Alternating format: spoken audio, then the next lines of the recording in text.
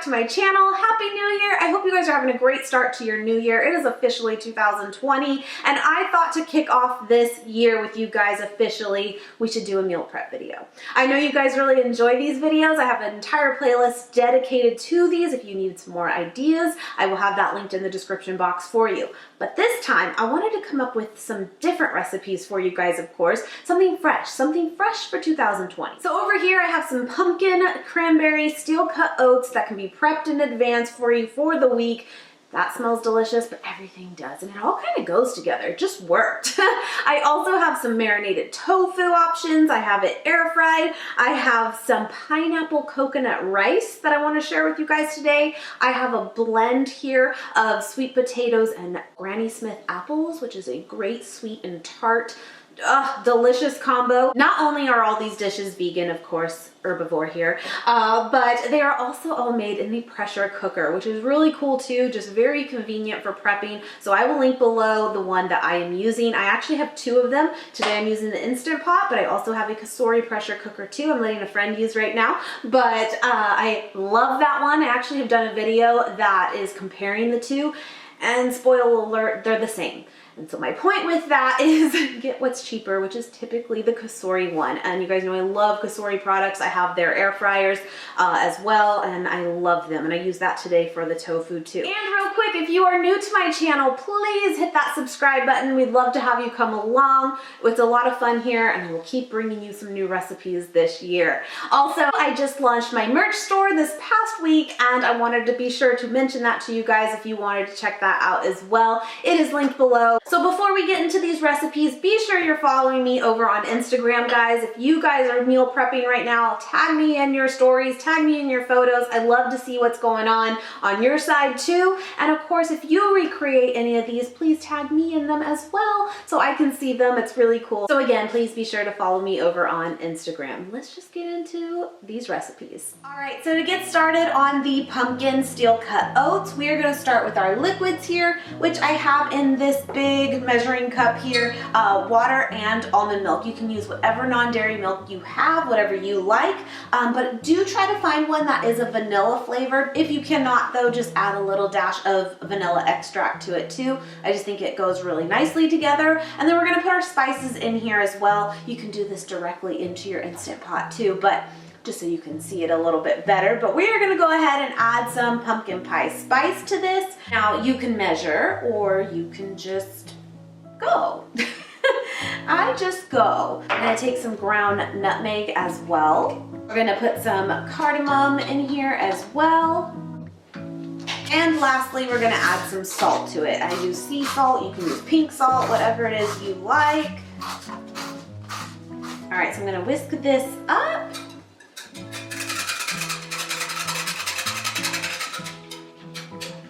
So into the pressure cooker, we are going to put all of our liquids and spices in here.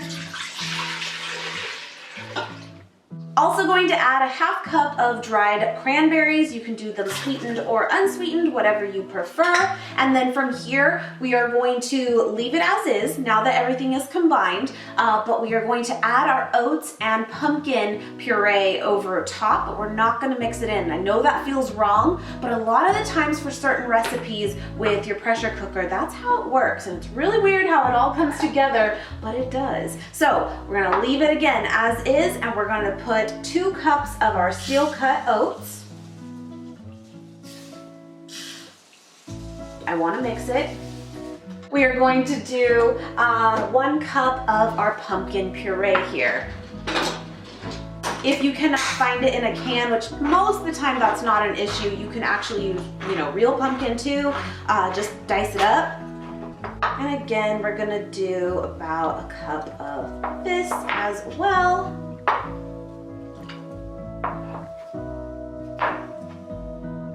And again, we're not gonna mix it, we're just gonna put it into the pressure cooker. If you do not have true cinnamon sticks, I got these off of Thrive Market, which I will link below. Feel free, of course, to use just some regular cinnamon, but if you do have them, go ahead and throw a couple of these in there as well. Now we are going to lock on the lid. Do be sure that it is locked. Most pressure cookers though will not even let you use any of the features on it unless everything is properly closed for safety, which is great. And we are gonna bring this up to pressure manually for 3 minutes. And it's already set to that. Make sure it's on high pressure, which it typically like already auto does that. Once the 3 minutes is up, we are going to let this naturally release. And what that means when you're talking about like pressure cookers and the recipes out there of all different kinds, you'll hear quick release, you'll hear naturally release. And what that means is we are actually not going to mess with the setting back here at all of this little valve of like opening it up and letting all the steam out automatically. We're not gonna do that. Again, we're gonna just let it sit and naturally do that. Once it has completely let go of all that steam, that's when the pressure cooker will allow you to open it. You will maybe try to open it sooner, and if there is still pressure in it, it will not let you. And it might take an additional like 10 minutes for that process to be completely done. We will see. But essentially, we just did it. We just prepped our oats. We have about 8 servings here, give or take. And that is done. Once this is all cooked up, I'm just gonna put it into an airtight container. We can store it in the fridge. You could top it with whatever toppings, of course, you like, but I think like some toasted nuts on top would be really good. With being that it's like a pumpkin flavor, I think that'd be really good. Drizzle some syrup or put some coconut sugar if that's something you like too. Whatever you want, but you have your base of oats ready to go. Very simple. All right, so it's been about 25 minutes or so, maybe a little less, but I think it's ready now. Yes, okay, we're good. So of course, always be careful when you are working with a pressure cooker. It makes that sound when you open it, but it can be very hot, of course, but just be careful. Let the steam come out first. It smells really, really good. Actually, I think that's like a perfect consistency. So I'm just gonna take this container, this glass container that I have with a lid that goes over top so it can store, just super simple, in the refrigerator. Look at that. Doesn't that look so good? So I'm gonna let that cool right back there for a little bit. I did taste some, it's delicious. And we're gonna get started on our next dish, which is going to be a pineapple coconut rice. Now, I think that most people, when they meal prep, rice in general is a great, obviously prepped item to have, but it can get super boring. And it doesn't have to be that way. So we're gonna actually make it, again, the pineapple flavor really come through. And then we're gonna pair that up with some tofu that's been marinated in a like teriyaki sauce. And I think the combination of teriyaki and pineapple in general is always so, so good. And so that's what we're gonna make this time. So we're gonna chop up some actual fresh pineapple for this, of course. But right here, I have a combination of coconut milk. I used the light canned version, got it over at Whole Foods, and some water in here as well. I'm gonna put that into the pressure cooker. And then let's chop up some of this pineapple. Oh, this looks like a good one. So we want about a cup of fresh pineapple and a little bit of pineapple juice. If you do not have that, I mean, you could get all fancy and you could like, you know, blend this up and then strain it, but you can also just use a little extra water.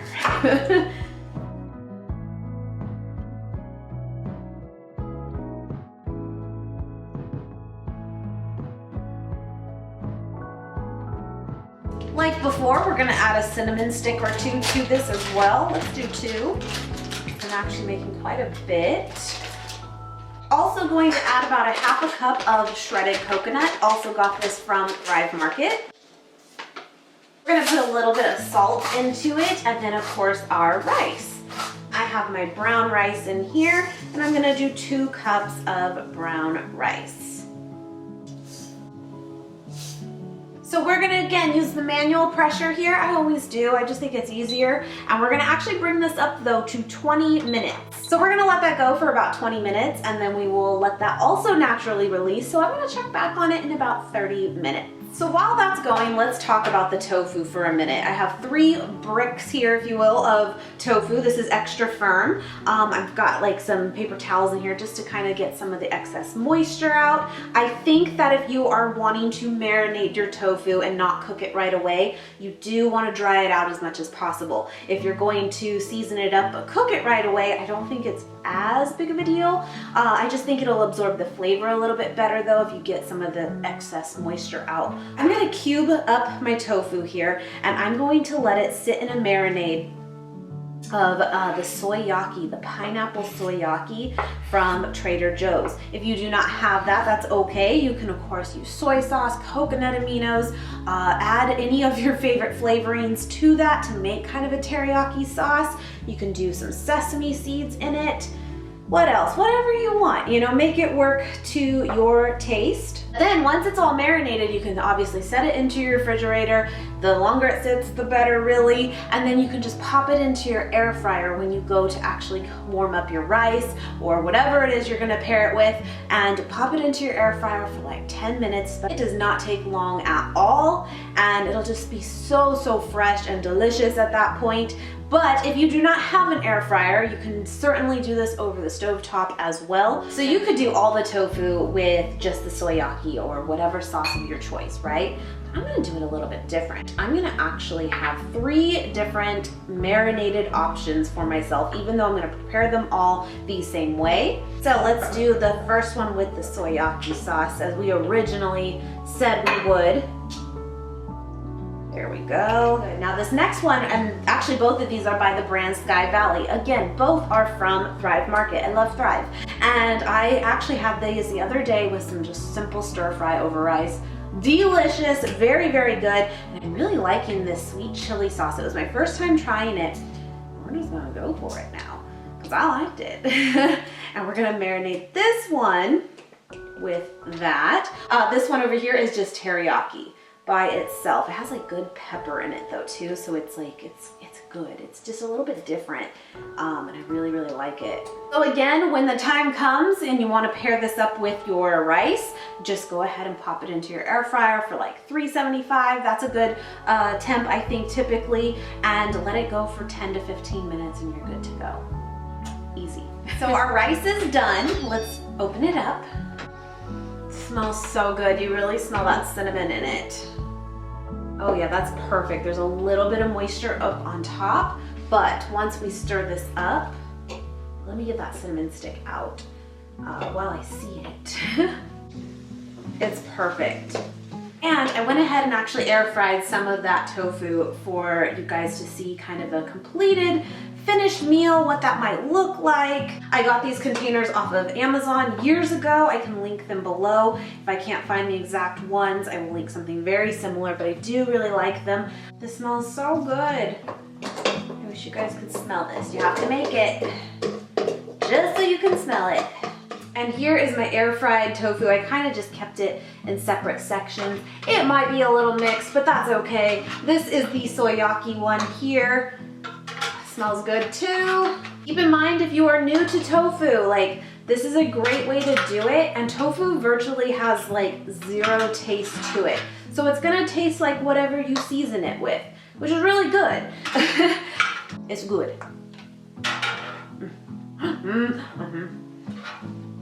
That was a teriyaki one. Then to complete that, for when you go to reheat it, put some scallions over here. And some peanuts. I think peanuts are so good in dishes like this. Boom. All right guys, should we do our final one now? It's a quick one, which is so cool because really the ingredients aren't necessarily one you would think would be that fast, but it is. It's only 3 minutes in here, which is awesome. So let's get to it. Now, one thing I haven't showed you so far in a pressure cooker, and you can do this in many of them now. I think pretty much all of them come that way. There was a time that they did not though, but this also has a saute feature in it. So you do not have to do it on the stove first, then transfer it over. It's all in one. So I'm gonna click saute right here. I think some of them might say like hot fry or like something like that. I know it sounds silly, but like there's different terms for it, but that's essentially what it means. So we're gonna add some sliced onion to this. And I did that off camera so you could, you know, spare the tears. This was a strong one.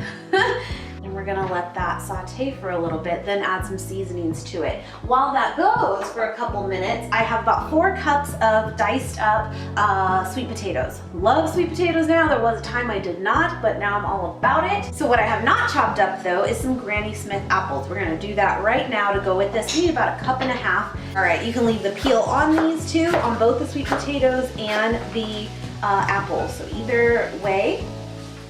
So that's nice. It's less time. I did cube up the sweet potatoes, but I am slicing these. All right, then I'm gonna add my seasonings to this. We're going to add a little bit of pepper, a little bit of cinnamon. Again, this is like a sweet and spicy, or spiced, I should say. Nutmeg, a little bit. Smells so good. Okay, so then in here, I'm gonna add about a half a cup of apple juice. You could do apple cider, apple juice, it doesn't matter, apple juice. I have this apple juice here from Whole Foods. I'm just gonna do about a half a cup of this apple juice. Just gonna put it in here so you guys can see it a little bit better. Then we're gonna pour all this in. Now, if you had like already an open container of stock that you were trying to finish up, like some veggie stock, go ahead and grab about a half a cup of that as well. You want some liquid in here. But because I don't, and I don't really feel like making just half a cup's worth, I'm gonna use some extra apple juice. Use what you got, right? I'm gonna do about a half a cup of that. You want some liquid in here so that it can come up to pressure and not burn. And we're gonna bring this up to pressure for 3 minutes. Here's the deal with this one. This one is a little bit different. When the 3 minutes is up, we are actually going to quick release it. Again, if you've never done this before, it can be very scary and intimidating at first, but this little valve back here, we're gonna like pop over and the steam is gonna come out like a train. That's what my kid always says, and it's going to release a lot quicker. Then once that is completed, you can open the lid up right away. So it's definitely a faster recipe in the end. When this is done, when it beeps at us, and it will loudly, we will turn it off really quickly and we will let the pressure go on it. It smells so good in here. All right, ready? So we'll turn it off and then just come over here. I used to do this with a towel because I'd be so scared, but now I got it, and you're gonna flip it. All right, it's almost there. So how we're gonna finish this too is do a little bit of lemon zest and lemon juice over top. So just take like a microplane you have, whatever works, and we're gonna just do a little bit of the zest first. Usually it traps back there, but it's okay if it's already in here, that's fine. This is just like a nice side dish of something different, you know what I mean? Sometimes things get so boring and it doesn't have to be that way. And because I think it just goes together really well, I'm going to put a few pecans over top. You can toast them first, whatever you want. I hope you guys give these recipes a shot. I think you'll really, really enjoy them. I think your kitchen will smell amazing, which is awesome. And they're very, very healthful meals for you, and there's something very different. And I think that's really great going into the new year too. We're all on our health game, but we also get bored quickly, and it doesn't have to be that way. So I hope you guys try these out. Thank you again always for watching and always coming back. It means so much, and I hope you guys have a great, great day.